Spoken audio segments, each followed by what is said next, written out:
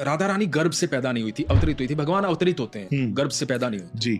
तो माँ कीर्ति और वृषभानु जी उनके पिता हैं, ये बड़े दुखी रहते थे कि कोई संतान नहीं है। तो वृषभानु जी बहुत अमीर थे, राजा थे उस समय वहां के। तो एक दिन माँ कीर्ति सुबह स्नान करने गई, देखा कि यमुना महारानी जिस तरह बह रही है उसके विपरीत में एक कमल का बड़ा फूल बहता हुआ आ रहा है, और वो बहता बहता माँ कीर्ति तक पहुंचा। उसके अंदर प्रकाश था।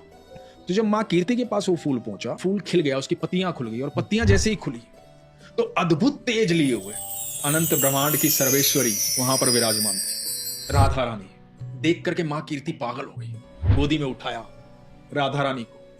कोई शब्द नहीं आ रहा था मुंह में, सूझ नहीं रहा था ये हो क्या रहा है। इतने दिनों से यमुना महारानी से मांग रही थी मैं, मुझे संतान चाहिए, संतान चाहिए। दौड़ी दौड़ी वृषभानु जी के पास गई, सुनो हमें यमुना महारानी ने संतान दी है, ये देखो कौन आया है। और वृषभानु जी ने जब देखा लाडो रानी को, वृषभानु जी भी पागल हो गए, जोर जोर से चिल्लाने लगे, हमारी पुत्री आई है, हमारी पुत्री आई है। पूरे महल में कह दिया उत्सव मनाओ, हमारे यहां पुत्री आई है।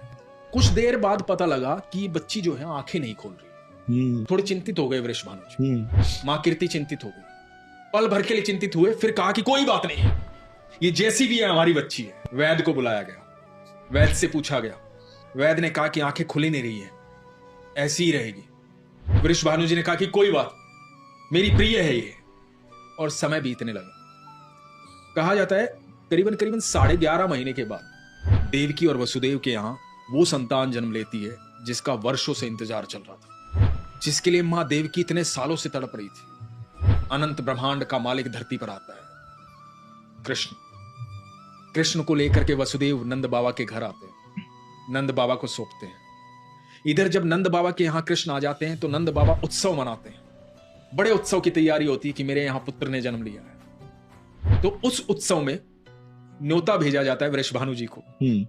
तो वृषभानु जी और मां कीर्ति अपनी लाडो रानी के साथ उस उत्सव में आते हैं। नंद बाबा सजे हुए हैं, यशोदा मैया सजी हुई है, इधर वृषभानु जी, मां कीर्ति और हाथ में छोटी सी बच्ची, और उधर पालने में झूलते हैं हमारे ठाकुर जी।